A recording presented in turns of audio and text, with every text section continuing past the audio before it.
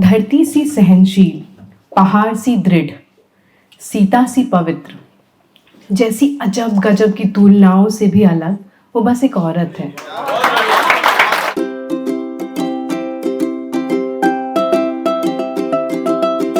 धरती सी सहनशील, पहाड़ सी दृढ़, सीता सी पवित्र, जैसी अजब गजब की तुलनाओं से भी अलग वो बस एक औरत है।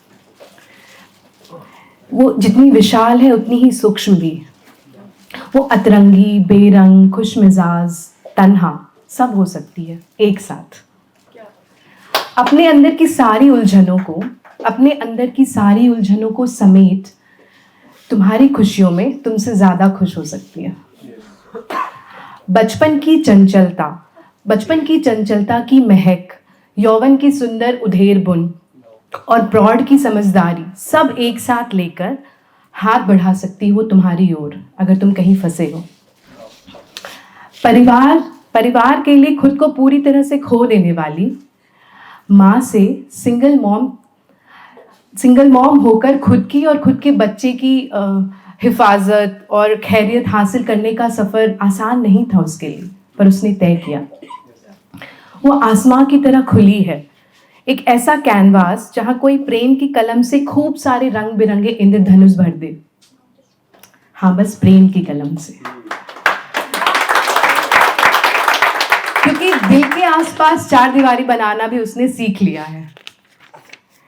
हाँ, उसकी खूबसूरती, चांद सा खूबसूरत सबने कहा उसको, पर चांद सी चमक है उसकी आंखों में।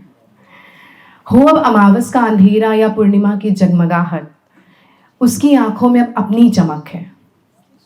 दृश्य वही है पर दृष्टि बदल सी गई है, उसे सब सुनहरा सा दिख रहा है। अब मैं कहानी सुनाती हूँ, ये मैंने कॉलेज में लिखी थी, मेटाफर है। नदी से मैं लड़की की कहानी सुना रही हूँ। एक बच्ची जो कैसे वो शादी, लड़के तक पूरी जर्नी। ये मैं पहले सोच रही थी इतनी क्लिष्ट हिंदी है तो, लेकिन सबने पढ़ा तो I am like feeling comfortable now. नदी की तरह चंचल उच्छृंखल थी वो, स्मॉल गर्ल। नदी की तरह चंचल उच्छृंखल थी वो, अपनी शीतलता से सबका मन पढ़ती थी वो, अपने सृजन का यथार्थ समझती थी वो। नदी थी वो पवित्र, निश्चल, उन्मुक्त, स्वच्छंद बहाव में बहती थी वो। नदी थी वो, शिखर और गति थी उसकी नियति, पर आगे बढ़ना भी थी उसकी प्रकृति। सो आगे बढ़ी वो सृजन को आधार में रख, सागर से मिलने अपने जन्म को जो करना था उसे पूर्ण। एवरी नदी नीड्स टू गो टू सी ना, तो सागर से मिलकर उसे अपने जन्म को जो करना था उसे पूर्ण। सो आगे बढ़ी वो, दूर, बहुत दूर, परे घने क्षेत्रफल में अपनी दोनों बाहें फैलाए सागर खड़ा था। मुस्कुराता हुआ सागर नदी की ओर था। बहती हुई, छलकती हुई, निश्चल, उन्मुक्त वो आगे बढ़ी, सागर को की विशालता से अपनी पूर्णता परिभाषित करने लगी। पर रुकी अपने सृजन के आधार के लिए, अपने सृजन की मंशा के लिए। क्या ये सही है? क्या यही प्रकृति है? उसके स्वच्छंद बहाव में पहला पड़ाव आया एक लड़की की। निश्चल उन्मुक्त मन में एक ठहराव आया। शी इज नाउ लाइक बड़ी हो चुकी है।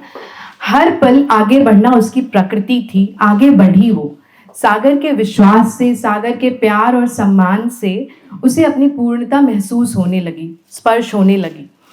इस अनजाने एहसास से वो आगे बढ़ने लगी, डगमग डगमग करती सागर के प्यार के बहाव में उसकी होने लगी। नदी थी वो, सपने को पूरा होता देख खिलखिला रही थी। बहाव में तेज असंतुलन पर खुशी की लहर सी थी। नदी थी वो पवित्र, निश्चल, उन्मुक्त। सागर बड़ा, विशाल, गहराई वाला, अलग प्रकृति, अलग सृजन, अलग स्वप्न। नदी की पूर्णता सागर में थी। सागर मुस्कुराता हुआ था बाहें फैलाए, उसके आगोश में नदी की वास्तविक उन्मुक्तता स्वीकार नहीं थी। सागर तो उसकी पवित्रता और शीतलता पे दिल दे बैठा था। Few things of her. नदी घबराई, प्रकृति के दूसरे ठहराव को समझ ना पाई। अब वो पड़ाव है जब उसकी पूर्णता विलीन हो जाएगी, उसकी परिभाषा विलीन हो जाएगी उसकी पूर्णता में। कहते हैं ना, खुद को खोकर तुमको पाया। ये होना था, प्रकृति जो अलग थी। नदी उफनी, चिल्लाई, ठहर सी गई, अपने सृजन के आधार को याद कर सहम सी गई। वापस लौटना है उसे, वापस लौटना है उसे उन पर्वतों में, उन वादियों में, उन जन्म की कहानियों में। नदी थी वो, सो आगे बढ़ना, हर पल आगे बढ़ना थी उसकी प्रकृति। सो ना झुकेगी वो, ना रुकेगी वो, ना मुड़ेगी वो। यही है उसकी सृजन की परिभाषा, हमेशा आगे बढ़ेगी वो। भले भले उसकी भावुकता उसकी वास्तविकता से भिन्न है, what she thought it is not the reality।